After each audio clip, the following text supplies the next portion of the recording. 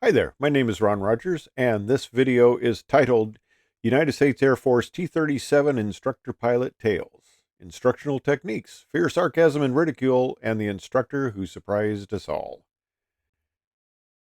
Now, you're probably all familiar with the Marine Corps instructor who uses fear, intimidation, sarcasm, and all that stuff. Well, when it comes to pilot training, no, you don't do that. It doesn't work. Well, you may do a few things like, fear.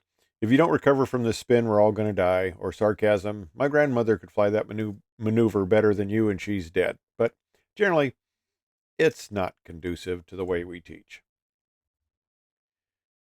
Now, as instructors, we want our students to do well, and we use the best techniques that we can. And we're extensively taught when we're trained to be instructors on techniques to use. And if you're an instructor and you're having a problem with a student, well, we get together as instructors and we'll talk about it. And one of the other guys may have a better idea, or may have a technique that I or one of the other instructors hasn't thought of, and that's something to incorporate. Now, when you're a brand new instructor, they try to give you what they think are the best students. As you become a more experienced instructor, you get, well, just the luck of the draw. And when you become a very experienced instructor, they move the difficult students over to you. So you start out in your career thinking, boy, these guys coming in are great. And at the end of your career, you think none of them can fly. So unfortunately, uh, that's the way the joke it proceeds.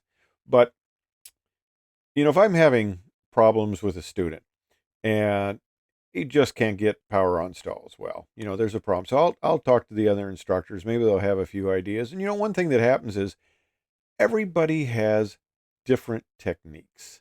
And maybe somebody can approach it differently, or just having a different instructor can help. So if I'm having a problem with a student and I'm just not getting through to him, what I'll do, or what I used to do, and of course I've been an instructor for about 45 years, but what I did in the Air Force was uh, I would talk to the scheduler, the flight commander, other instructors, and say, hey, who thinks they might have a good way to deal with this issue? And we'll have them fly with that other instructor. And sometimes it works, sometimes it doesn't, but at least we give it a good try. And like I said, we don't use the fear, sarcasm, and ridicule. And you may have heard the term screamer instructor.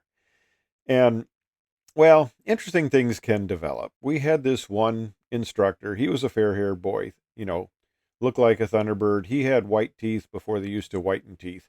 And, never had a zit in his life sort of thing, academy grad. And he was, very highly thought of by the other instructors. And the more senior commanders thought of highly of him also. And for some reason, he liked to deal with foreign students. We had a variety of foreign students back in the mid 70s. We had Saudis, we had Iranians, we had Nigerians. And for some reason, he wanted to fly with these students. Okay, no big deal. He was kind of a fair haired boy, and they let him do what he wanted. And one day, he had made a radio call to the supervisor of flying. And that office, main operations, is right next to the wing commander's office, or the squadron commander's office. And uh, he ended up having a stuck mic. And during the process of this flight, we could all hear him yelling at, berating, using totally inappropriate statements, methods, words, things that you just don't do. You don't treat people like that. And I think part of the issue was because these guys were foreign students, they tended not to complain. They weren't, you know, that confident of their ability and standing, and they didn't want to make waves, so they just kind of took this. Well, this was quite an eye opener, and at one point he came back. He finally realized he had a stuck mic. He suspected radio failure initially, and that's sometimes what you do when you have a stuck mic because you can't hear anybody.